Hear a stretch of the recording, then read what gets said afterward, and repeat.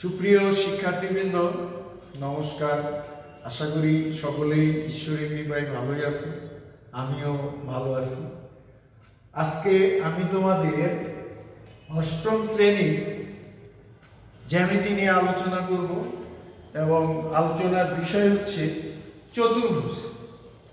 চতুর্ভুজ এর সংজ্ঞা, চতুর্ভুজ কত ধরনের হতে পারে, এই বিষয়ে আমরা বিস্তারিত জানার চেষ্টা করি। প্রথমে আমরা দেখি চতুর্ভুজ কাকে বলে বা চতুর্ভুজের ডেফিনেশনটা কি। এ বি সি ডি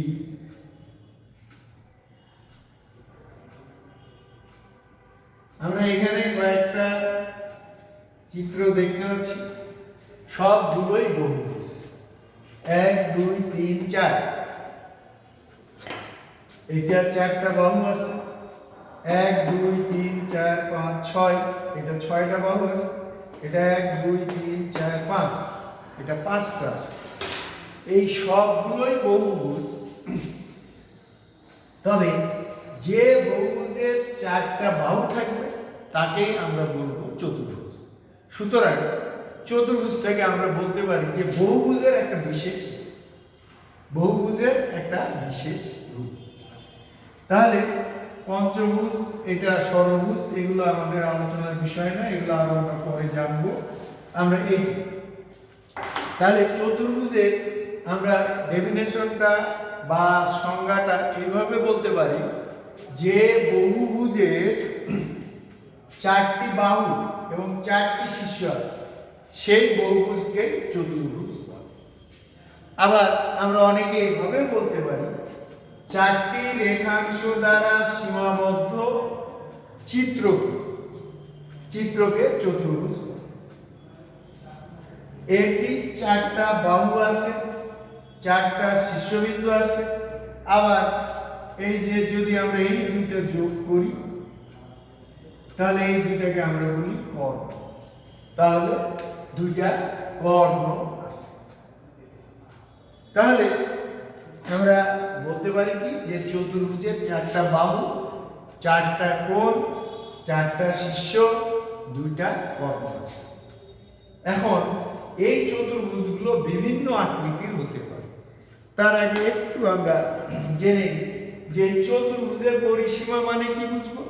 এই যে 4টা বাহু আছে, A B B C C D D A, এই 4টা বাহু দৈর্ঘ্যের সমষ্টিকেই আমরা বলবো চতুর্ভুজের পরিসীমা। এবং এখানে দেখো বাহু তাহলে কি আমাদের এ বি, তারপরে বি সি, সি ডি, তারপরে এ ডি, এই 4টা হচ্ছে আমাদের বাহু। তারপরে কোণ কি, সংক্ষেপে যদি বলি এ কোণ, তারপরে বি কোণ, সি কোণ, ডি কোণ। এগুলোকে যদি সম্পূর্ণ বলো তাহলে বলবা বি এ ডি কোণ, বি কোণকে বলো এ বি সি কোণ, সি কোণকে বলো বি সি ডি কোণ, ডি কোণকে বলো এ ডি সি কোণ। আমরা কোণ লেখার সময় এই বি এ ডি ও বলতে পারি, আবার ডি এ বি ও বলতে পারি। এইটাকে সি এ বি কোণ বলতে পারি, এটাকে ডি সি বি কোণ বলতে পারি, এখানে সি ডি এ কোণ বলতে পারি। তাহলে 4টা বাহু হলো, 4টা কোণ হলো। শীর্ষ 4টা কি, এ বি সি ডি, এই 4টা হচ্ছে শীর্ষবিন্দু। এটা বাহু, এটা হচ্ছে কোণ, আর এটা হচ্ছে শীর্ষবিন্দু। আর কর্ণ কি, কর্ণ হচ্ছে আমাদের এই দুইটা, যে এ সি আর বি, এই জিনিসগুলো আছে। এখন আমরা বিভিন্ন রকমের চতুর্ভুজ নিয়ে একটু আমরা আলোচনা করি। দেখো চতুর্ভুজকে আমরা আলোচনা করতে আমরা প্রধানত যদি ভাগ করি তাহলে 2 ধরনের চতুর্ভুজ আমরা ভাগ করতে পারি। যেমন একটাকে আমরা সরল চতুর্ভুজ বলতে পারি, এইরকম। আর আরেকটাকে আমরা জটিল চতুর্ভুজ বলতে পারি। এ বি সি, এটা হচ্ছে সরল চতুর্ভুজ আর এটা হচ্ছে জটিল চতুর্ভুজ। যে চতুর্ভুজের সন্নিহিত বাহুগুলো সেম না, এখানে দেখো এ বি সি ডি, এটা এ বি বি সি পরস্পর ছেদ করেছে একটা বিন্দুতে, মিলিত হয়েছে, ছেদ করেনি, মিলিত হয়েছে। কিন্তু এখানে দেখো A B R C D রেখা দুটো পরস্পর ছেদ করেছে। যদি এরকম হয় যে চতুর্ভুজের দুইটা বাহু যদি এরকম পরস্পর ছেদ করে, সেই চতুর্ভুজটাকে আমরা জটিল। অনেক সময় এটাকে ক্রস চতুর্ভুজে, ক্রস চিহ্নের মতো, এজন্য ক্রস চতুর্ভুজও হয়। এই ক্ষেত্রে আমরা এটার আলোচনা বা প্রয়োগটা আমাদের সাধারণত খুবই কম। আমরা যে আলোচনা করব সেটা সরল চতুর্ভুজ। সরল চতুর্ভুজ। এখন সরল চতুর্ভুজ কত ধরনের আছে দেখো। সরল চতুর্ভুজ প্রধানত দুই ধরনের। সরল চতুর্ভুজ,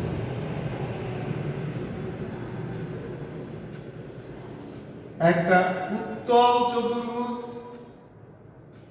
আর একটা হচ্ছে অবতল চতুর্ভুজ। একটা উত্তল, একটা অবতল। এখন উত্তল চতুর্ভুজটা কেমন? যে চতুর্ভুজে দেখো সরল, আমরা সাধারণত যে চতুর্ভুজগুলো দেখি সেটাই সরল চতুর্ভুজ। এ বি সি ডি, এটা সরল চতুর্ভুজ। আর অবতল চতুর্ভুজ কেমন দেখো,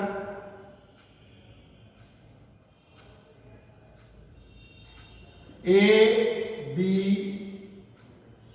সি ডি, 1 2 3 4, 1 2 3 4, এটা হচ্ছে আমাদের সরল উত্তল চতুর্ভুজ, এটা হচ্ছে সরল অবতল চতুর্ভুজ।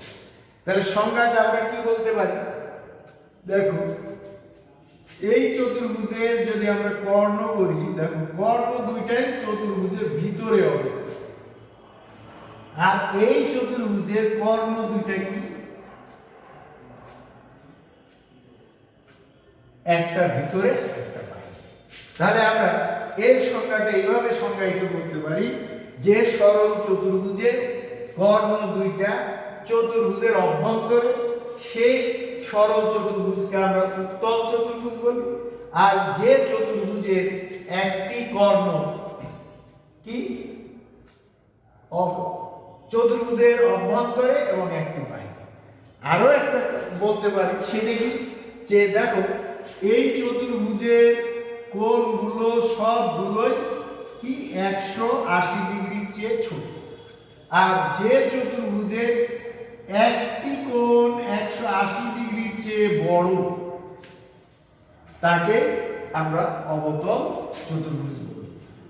তাহলে দেখো উত্তল চতুর্ভুজের বৈশিষ্ট্য কি কি হলো, যে এর কর্ণ দুইটা, কোণগুলো সবগুলোই, এই কোণগুলো সবগুলোই আমরা বলছি যে 180 ডিগ্রির চেয়ে ছোট, আর কর্ণ দুইটা ভিতরে।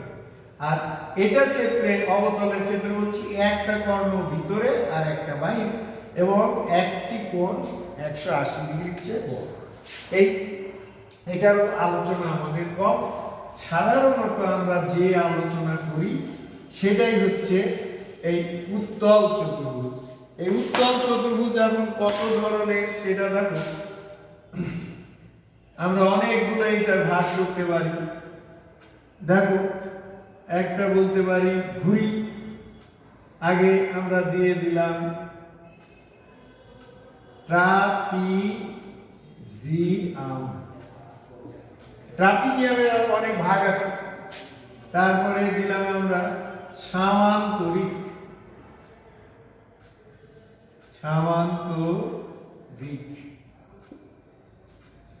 ট্রাপিজিয়াম সামান্তরিক, একটা দিলাম ঘুড়ি, আর একটা দিয়ে দিলাম অনিয়মিত চতুর্ভুজ। তাহলে দেখো, সরল উত্তল চতুর্ভুজ আমরা সাধারণত যেটা নিয়ে আলোচনা করি, সরল উত্তল চতুর্ভুজ হচ্ছে প্রধানত আমরা বললাম ট্রাপিজিয়াম সামান্তরিক ঘুড়ি অনিয়মিত। এখন এই সামান্তরিককে আবার আমরা কয়েকভাবে ভাগ করতে পারি। কি দেখো, একটা রম্বস, একটা আয়ত, আর একটা আমরা বলতে পারি বল।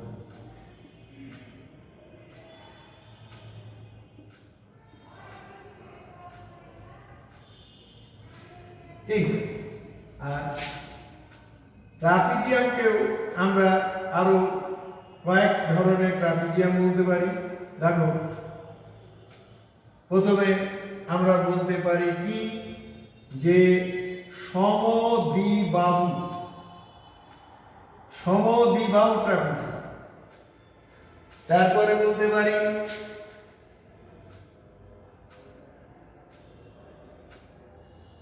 সমান তিন বাহু ট্রাপিজিয়াম, সমান তিন বাহু ট্রাপিজিয়াম। আর একটা বলতে পারি সমকোণী ট্রাপিজিয়াম। এই তাহলে আমরা এই দিক থেকে আসি, অনিয়মিত ট্রাপিজিয়ামকে আমি কি বলছি? দেখো, যে ট্রাপিজিয়ামে এই যে চতুর্ভুজে কোনো বাহুর সমান না, বা কোনো দুই বাহুর সমান্তরাল না, এটাকে অনিয়মিত বলার কারণ যে এই কোনো বাহুর সমান না, এবং এই যে যদি এ বি সি ডি, এটাকে অনিয়মিত আমরা চতুর্ভুজ বলার কারণ এটা কোনো বাহুর সমান না। A B not equal to BC, BC not equal to CD, CD not equal to AB, কোনো কোনো সমান না। আবার দুই বাহু, বিপরীত দুইটা বাহু, কোনো বিপরীত বাহু সমান্তরাল। তাহলে এই ধরনের চতুর্ভুজকে আমরা অনিয়মিত চতুর্ভুজ বলছি। এই অনিয়মিত চতুর্ভুজটা হচ্ছে এইগুলোর একটা রূপ। এই অনিয়মিত চতুর্ভুজটাই একটা বিশেষ রূপ পেলে আমরা ঘুড়ি বলবো, আর একটা বিশেষ রূপ বললে সামান্তরিক বলবো, আর একটা বিশেষ রূপ বললে ট্রাপিজিয়াম। দেখো, আমরা এই অনিয়মিত চতুর্ভুজের যদি এক জোড়া বিপরীত বাহু সমান্তরাল হয়ে যায়, দেখো এটা অনিয়মিত ছিল, আমি বলে দিলাম যে এ বি সি ডি, এই A B R BC, A B R BC এর বিপরীত হবে, আর এ ডি এর বিপরীত। তাহলে এক জোড়া বিপরীত বাহু এ বি এর সমান্তরাল বিসি, আর এক জোড়া এ ডি ও বিসি সমান্তরাল হয়। তাহলে এই ধরনের চতুর্ভুজকে আমরা বলবো ট্রাপিজিয়াম। এটাকে আমরা বলবো কি? ট্রাপিজিয়াম। ট্রাপিজিয়াম যে অনিয়মিত চতুর্ভুজ বলছে, এইটারই একটা বিশেষ রূপ। যখনই এই দুই বাহু দ্বারা বিপরীত সমান্তরাল হয়ে গেছে, এই জন্য এই সবগুলোকেই আমরা অনিয়মিত রূপ। যখন কোনো নির্দিষ্ট মাপকাঠির মধ্যে আনতে পারবো না, তখনই আমরা অনিয়মিত। তাহলে ট্রাপিজিয়াম এর আমরা সংজ্ঞাটা বলতে পারি যে চতুর্ভুজের বিপরীত দুইটি বাহু পরস্পর সমান্তরাল এবং অপর দুই বাহু অসমান্তরাল, তাকে বলা হয় ট্রাপিজিয়াম। এরপরে আমাদের আসছে সমান্তরিক। সমান্তরিক যে চতুর্ভুজে এ বি সি ট্রাপিজিয়ামের ছিল এক জোড়া বিপরীত বাহু সমান, আর যে চতুর্ভুজের কি দুই জোড়া বিপরীত বাহু সমান্তরাল। বিপরীত বাহুগুলো পরস্পর সমান্তরাল। এটার বিপরীত এটা সমান্তরাল, আবার এটার বিপরীত এটা, তাহলে এটা সমান্তরাল। তাহলে আমরা এইভাবে বলতে পারি এ বি সমান্তরাল ডিসি এবং এ ডি সমান্তরাল বিসি। যে চতুর্ভুজের বিপরীত বাহুদ্বয় পরস্পর সমান্তরাল তাকে বলা হয় সামান্তরিক। এরপরের যেটা আমরা ভাগ করছি ঘুড়ি। ঘুড়িটা কি? দেখো, ঘুড়িটা হচ্ছে যে চতুর্ভুজের দুই জোড়া সন্নিহিত বাহু পরস্পর সমান। এ বি সি ডি, এটা কি? দুই জোড়া বিপরীত বাহু, এই সন্নিহিত বাহু। দেখো, এ বি সমান এ বি, এই দুটো সন্নিহিত বাহু সমান। আবার বিসি সমান সি। তাহলে যে চতুর্ভুজের দুই জোড়া সন্নিহিত বাহু সমান তাকে বলা হয় ঘুড়ি।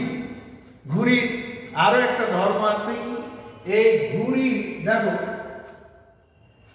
এই যে কর্ণ আছে, এই কর্ণটা একে দুইটা কি সর্বসম ত্রিভুজে বিভক্ত করে, এবং এই যে কর্ণের বিপরীত এই কোণ আর এই কোণ। তাহলে ঘুড়ি এক জোড়া বিপরীত কোণ সমান।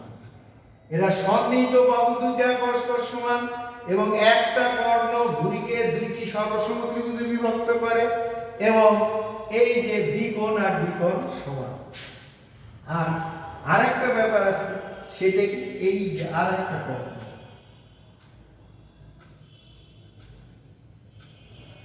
এইখানে দেখো, এই একটা কর্ণ কি করে? একে সর্বসম ত্রিভুজে বিভক্ত। আর একটা কর্ণ কি করছে? এইটাকে দেখ, দুইটি সমদ্বিবাহু ত্রিভুজে বিভক্ত করে। কি? এই কর্ণের এই উপরের দুটো, যেহেতু এই বাহু এবং সমান, তাহলে এই উপরের বাহুটাও সমদ্বিবাহু। আবার দেখো, এই নিচের এই বাহু সন্নিহিত বাহু সমান, তাহলে এইটাও সমদ্বিবাহু। তাহলে একটা কর্ণ কি করছে? ত্রিভুজকে দুইটা সর্বসম ত্রিভুজে বিভক্ত করছে, এবং বিপরীত দুইটা কোণ সেক্ষেত্রে সমান। আর একটা কর্ণ কি করছে? ত্রিভুজকে দুইটি সমদ্বিবাহু ত্রিভুজে বিভক্ত করছে। এই দুইটা বাহু আর এই দুইটা বাহু সমান, তাহলে এটাও একটা সমদ্বিবাহু, এটা। কিন্তু এখানে অবশ্যই এ আর সি কোণ সমান না। আরো একটা ধর্ম আছে কি? এটা এই যে কর্ণ, এই ঘুড়ির কর্ণদ্বয় পরস্পরকে কি করে? সমকোণ তৈরি করে, সমকোণে দ্বিখণ্ডিত করে, পরস্পর সমকোণে দ্বিখণ্ডিত করে। এইখানে এই কর্ণটায় কোণগুলো সমান। আরো একটা ধর্ম কি? এই যে দেখছো, এই কর্ণটা কি করেছে? একটি কর্ণ এইটাকে সমান দুই ভাগে ভাগ করছে, কিন্তু এই কর্ণ এইটাকে সমান দুই ভাগে ভাগ করে না। একটি কর্ণ আর একটাকে, দেখ, এই বিডি কর্ণকে এসি কর্ণ সমান দুই ভাগে ভাগ করে, এবং এই কোণগুলো সব সমকোণ হয়, এবং এই বিডি কর্ণটাকে দুটি সমদ্বিবাহু ত্রিভুজে বিভক্ত, আর এই কর্ণটা এটাকে দুটি সর্বসম ত্রিভুজে বিভক্ত করবে, এবং বি কোণ আর ডি কোণ সমান। তাহলে ঘুড়ির আমরা আলোচনা শিখলাম। এরপরে আমাদের ঘুড়ি হয়ে গেল। এইবার দেখো, আমরা ট্রাপিজিয়াম আর সামান্তরিকের ভাগগুলো আছে। এবার ট্রাপিজিয়াম আছে। ট্রাপিজিয়ামকে প্রথমে বলছে সমদ্বিবাহু ট্রাপিজিয়াম। সমদ্বিবাহু ট্রাপিজিয়ামটা কেমন? দেখ, আমরা ট্রাপিজিয়ামকে বললাম যে দুইটা বাহু সমান্তরাল, এক জোড়া বিপরীত বাহু এবি আর বিসি সমান্তরাল, এবি আর এবি সমান্তরাল। যদি এই যে সমদ্বিবাহু ট্রাপিজিয়াম হয় তাহলে কি হবে, এই যে ভূমি আছে এই ভূমির সাথে যে কোণ উৎপন্ন হবে এই কোণ দুইটা সমান।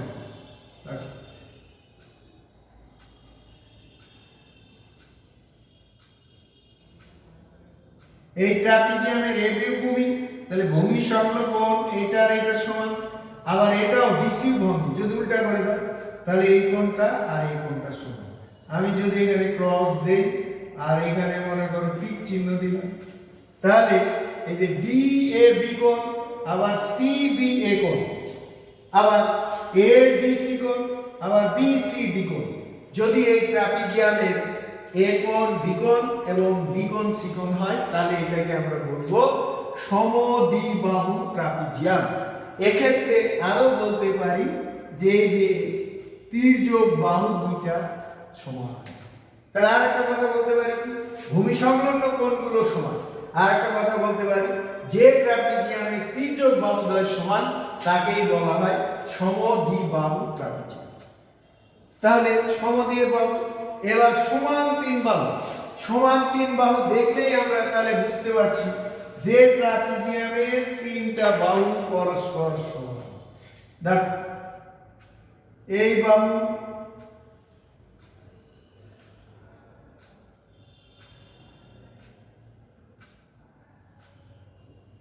এই বাহু, এই বাহু, এ বি সি ডি।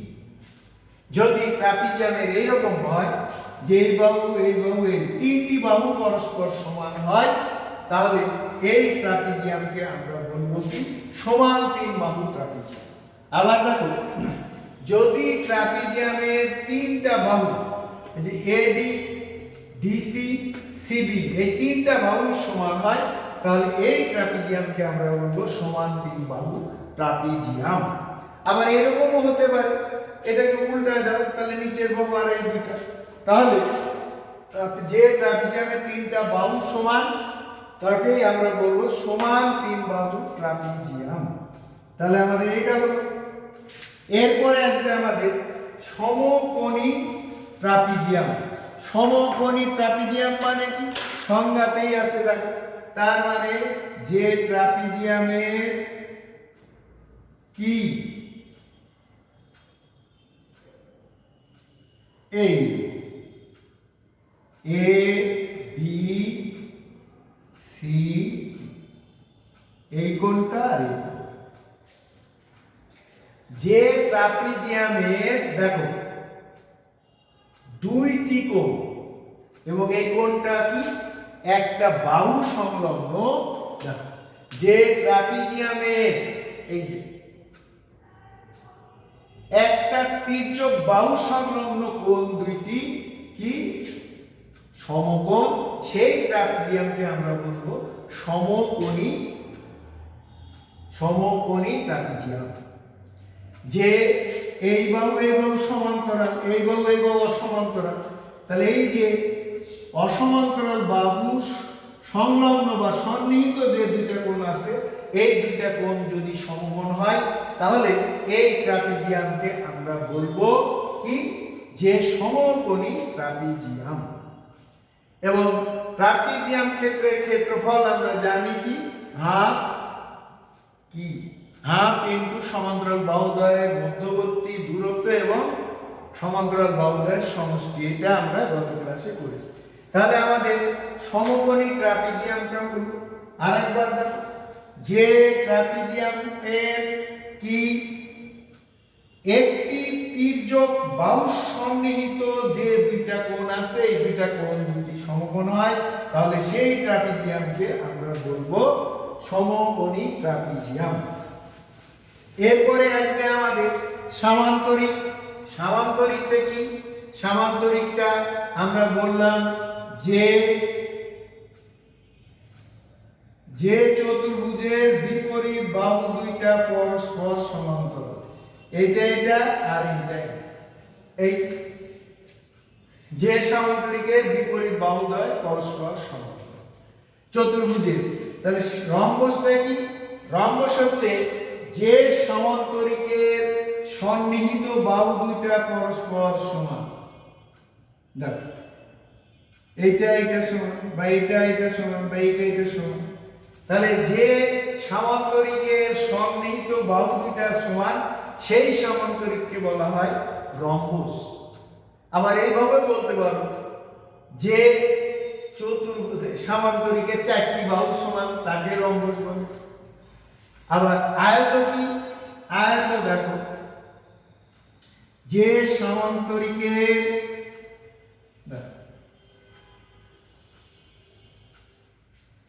সামান্তরিকের একটা কোণ সমকোণ তাকে বলা হয় আয়ত। যে সামান্তরিকের একটা কোণ সমকোণ তাকে বলা হয় আয়ত। এটাও সামান্তরিক, এটাও সমান। এরপরে বর্গ কি? বর্গ এই দুইটারই কম্বিনেশন হচ্ছে বর্গ। আমরা এই দিক দিয়েও বর্গের সংজ্ঞা দিতে পারি, আয়ত দিয়েও দিতে পারি, আবার সামান্তরিক দিয়েও দিতে পারি। দেখো এইটা হচ্ছে বর্গ, এই বাহু এই বাহু এই বাহু এই বাহু, তাহলে এর সাথে মিলে গেল। আমরা যদি সামান্তরিক দিয়ে সংজ্ঞাটা দেই তাহলে কি দিব? সামান্তরিক দিয়ে সংজ্ঞা দিলে আমরা প্রথমেই কি দেব? যে সামান্তরিকের দেখো চারটি বাহু সমান এবং একটা কোণ সমান। সামান্তরিকের চারটি বাহু সমান, একটা কোণ সমান, তাহলে তাকে আমরা বলবো বর্গ। এখন চারটা বাহু সমান হলে সেটা রম্বস হয়ে যায়। আর রম্বস দিয়ে সংজ্ঞাটা কি বলা যায়? যে রম্বসের একটা কোণ সমকোণ সেই রম্বসকে বর্গ। যে রম্বসের একটা কোণ সমকোণ তাকেই বলা হয় বর্গ। রম্বস দিয়ে দিল। আবার আয়তের কি ছিল? বিপরীত বাহুদ্বয় যেহেতু সমান সমান করা, একটা কোণ সমকোণ। এখন তুমি যদি আবার এইভাবে বলো যে আয়তের সন্নিহিত বাহু দুইটা সমান, তার মানে এটাকে এটা সন্নিহিত বাহু, এটাকে যদি ছোট করে দাও তাহলে দেখো এই বাহুগুলো সমান।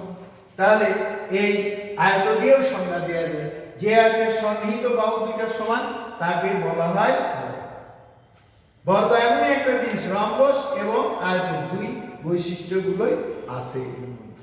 তাহলে আমরা এ যাবৎ যে চতুর্ভুজ সম্পর্কে শিখলাম, এখন দেখো সেগুলো একটু আমরা আবার রিভাইজ দেই যে কি কি শিখলাম।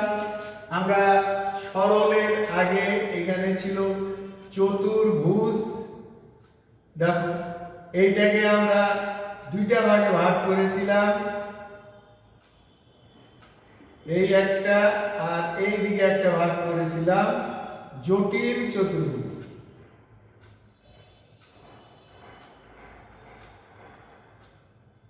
সরল ছিল আর এই পাশে ছিল জটিল চতুর্ভুজ। এই তাহলে দেখো আমরা চতুর্ভুজকে প্রধানত দুই ভাগে ভাগ করছি, একটা সরল চতুর্ভুজ, একটা জটিল চতুর্ভুজ। তারপরে সরল চতুর্ভুজকে আবার দুই ভাগে ভাগ করছি, একটা উত্তল চতুর্ভুজ, একটা অবতল চতুর্ভুজ। এবং উত্তল চতুর্ভুজকে আমরা কয়েকটা অংশে ভাগ করেছি, একটা ট্রাপিজিয়াম, একটা সামান্তরিক, একটা ঘুড়ি, একটা অনিয়মিত চতুর্ভুজ। এবার এই অনিয়মিত হচ্ছে যে চতুর্ভুজের কোনো বাহুই কোনো বাহু সমান না এবং বিপরীত বাহুগুলো সমান্তরাল। এরপরে দেখো উত্তল চতুর্ভুজ কি ছিল? ট্রাপিজিয়াম, সামান্তরিক, ঘুড়ি, অবতল। ট্রাপিজিয়ামকে আমরা তিন ভাগে ভাগ করেছিলাম, সমদ্বিবাহু ট্রাপিজিয়াম, মানে যে ট্রাপিজিয়ামের তির্যক দুইটা বাহু সমান অথবা ভূমি সংলগ্ন কোণগুলো সমান। সমান তিন বাহু ট্রাপিজিয়াম, যে ট্রাপিজিয়ামের তিনটা বাহু সমান তাকে সমান তিন বাহু ট্রাপিজিয়াম। সমকোণী ট্রাপিজিয়াম বলেছিলাম যে ট্রাপিজিয়ামের কি একটি তির্যক বাহু সন্নিহিত সংলগ্ন দুইটা কোণ, একটি তির্যক বাহু সংলগ্ন বা সন্নিহিত বাহু সংলগ্ন দুইটা কোণ যদি সমকোণ হয় তাহলে সমকোণ। সামান্তরিক তিন প্রকার: রম্বস, বর্গ, আয়তন। যে চতুর্ভুজের বিপরীত বাহুগুলো পরস্পর সমান্তরাল তাকেই সামান্তরিক। রম্বস, যে সামান্তরিকের কি চারটি বাহু সমান তাকে বলা হচ্ছে রম্বস। আর আয়তন, যে সামান্তরিকের একটা কোণ সমকোণ তাকে আয়তন। আর রম্বস, বর্গ, সামান্তরিক তিনটা দিয়েই বর্গের সংজ্ঞা দেয়া যায়। সেটা কি? রম্বস দিয়ে দিলে যে রম্বসের একটা কোণ সমকোণ তাকে বর্গ বলে। আয়ত দিয়ে দিলে বলবে যে আয়তের সন্নিহিত বাহু দুইটা পরস্পর সমান তাকে বর্গ বলে। আর সামান্তরিক দিয়ে বর্গ দিলে বলবা যে সামান্তরিকের চারটি বাহু সমান এবং একটা কোণ সমান তাকে বলা হয়। আর ঘুড়ি সম্পর্কেও আমরা জানলাম যে দুই জোড়া সন্নিহিত বাহু যদি সমান হয় তাহলে সেইটাকে আমরা ঘুড়ি বলি। তো যাই হোক, আমরা চতুর্ভুজ সম্পর্কে বিস্তারিত আলোচনা করলাম। আশা করি তোমরা বুঝতে পেরেছো। তাহলে আমাদের আলোচনা কিন্তু মেইনলি হয় উত্তল উত্তল যে চতুর্ভুজ আছে এইগুলো নিয়েই আমাদের বেশি আলোচনা হয়। এগুলো তোমরা দুটা নতুন জিনিস দেখলা। অনিয়মিত চতুর্ভুজ দেখেছো কিন্তু নাম হয়তো বা অনেকেই শুনেছো, শুনোনি। অবতল চতুর্ভুজ, এই দুটো একটু তোমরা মনে রাখো। অবতল এই জিনিসটা আরেকবার দেখো। অবতল চতুর্ভুজটা কেমন? যে চতুর্ভুজের দেখো এই যে একটা কোণ 180 ডিগ্রির চেয়ে বড়। আরেকটা বৈশিষ্ট্য কি ছিল? যে একটা কর্ণ অভ্যন্তরে একটা কর্ণ বাইরে, সেটাই হচ্ছে অবতল। এই এই একটা নতুন তোমাদের। আর এই জটিল চতুর্ভুজটাকে অনেক সময় ক্রস চতুর্ভুজ বলে। এইটা হচ্ছে এ বি সি ডি, এই চতুর্ভুজটাকে আমাদের বলা হয় জটিল চতুর্ভুজ। এবং এই চতুর্ভুজের দুইটি কোণ কি? দুইটি কোণ হচ্ছে সূক্ষ্ম আর দুইটি। আমরা জানি চতুর্ভুজের এই যে নরমাল যে চতুর্ভুজের চারটা কোণের সমষ্টি 4 সমকোণ বা 360 ডিগ্রি, কিন্তু জটিল চতুর্ভুজের কিন্তু 4 কোণের সমষ্টি 720 ডিগ্রি। জটিল চতুর্ভুজের এই জিনিসটা একটু তোমাদের কাছে হয়তো নতুন মনে হতে পারে। তো সবাই, আমি আশা করি চতুর্ভুজ সম্পর্কে যাবতীয় বিষয়গুলো জানানো হলো। তোমরা এগুলো আগেও জানো আর একটু জানলাম। তবে আশা করি সবাই বিভিন্ন প্রকার চতুর্ভুজ সম্পর্কে বুঝতে পেরেছো।